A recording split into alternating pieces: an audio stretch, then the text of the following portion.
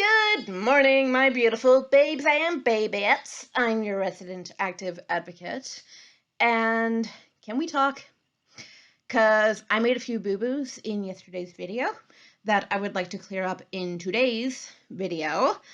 And then tomorrow we will move on to talk about Warrior Scarlet by Rosemary Sutcliffe, which is also a very good book, but we'll get to that. All right, so take two for Silver Lake. I had not read the succeeding books in the series after I read Silver Lake.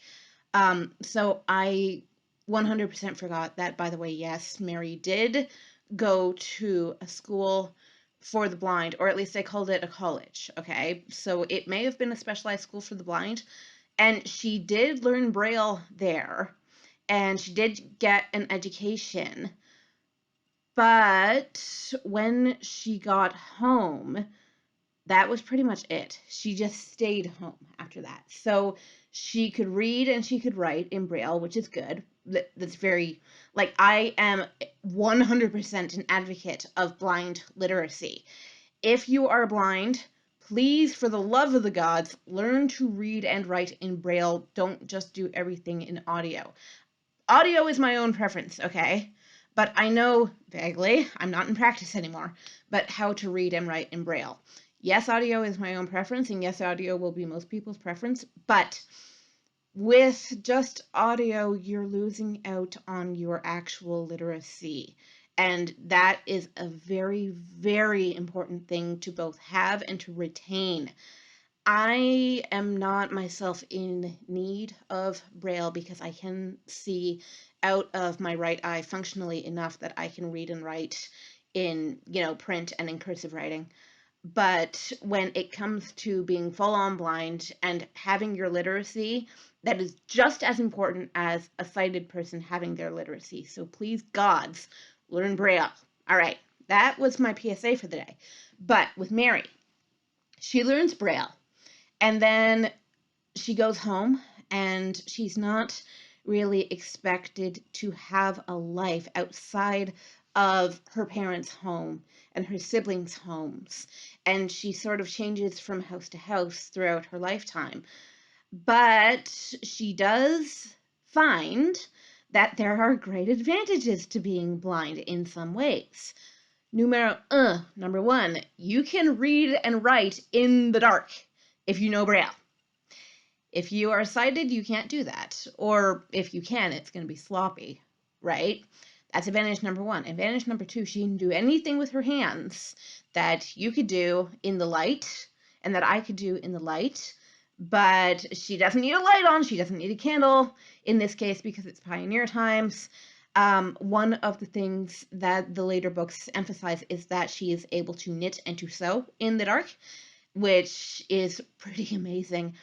I spent a lot of time yesterday talking about what she was perceived as not being able to do, which is just to see, okay? It is literally just to see. But in the ethos of the time period, that was exceptionally important.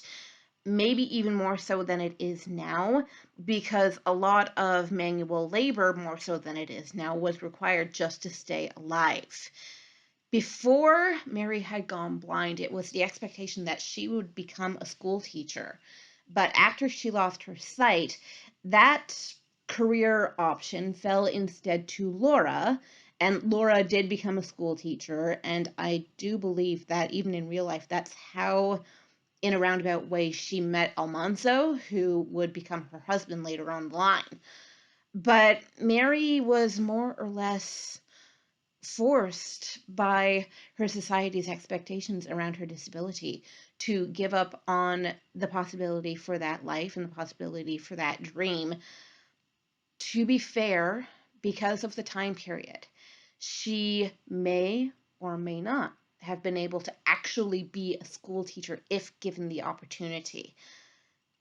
She could have had someone to write on the board for her. There are tons of different accommodations that could have been made and that can be made now in our modern time with modern technology and with a more modern understanding of egalitarianism between people with and without disabilities. You know, I actually have a friend who attempted to get into teaching when she was younger, but she is also fully blind. I shouldn't say that as a but. You know, that sounds very much like the belief ought to be, quotation marks, that she cannot / should not be a teacher. But I don't believe in that at all. At all. Okay? I need to emphasize this. People with disabilities are just as competent as people who have, quote, normal bodies and minds. I've emphasized this throughout the series.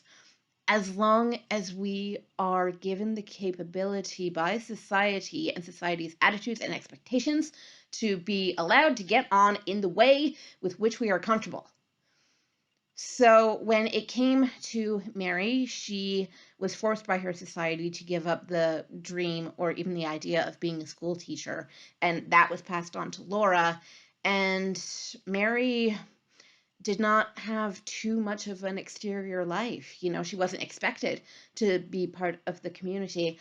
And given that this book is historical fiction, it's fictionalized, but it is still historically accurate. I'm very happy that modernity has sort of, we've come a few steps further than that time period, largely thanks to the innovations of science. As I said in my videos on the medical model, I am not going to question the innovations of science. I am going to question the people who say within the scientific realm that you are not complete unless we fix you. You know, and as I said in yesterday's video, in a book further down the line, we are going to get to this idea of disability making you incomplete or disability making you broken. And even tomorrow's book discusses that to a certain degree because the society in which our main character is raised, and little spoiler here, he is raised in Bronze Age England. So we're talking several thousand years ago. We're talking before the birth of Christ in this situation. And his society's expectations, especially for males, are even harsher than those presented, and especially for females, in the pioneer time in which Silver Lake is set. So, I wanted to address that because I thought it was doing an injustice both to Mary's character in the book and to the real Mary Ingalls as a historical individual, not to address what happened to her later in her life and the things of which she was made capable. But she was sent to school to get an education, yes, but it was expected that she would stay home, but she was sent to school to have these happy memories to look back upon. I'll let you interpret that in whatever way you like. I think you can see by my expression and tell by the tone of my voice how I feel about this. All right, so I wanted to clear up some foggy air, and I hope that I have done this sufficiently, and I will see y'all tomorrow to talk about Warrior Scarlet by Rosemary Sutcliffe. Very good book. We'll get to it. All right, fairly well. Bye! Mwah.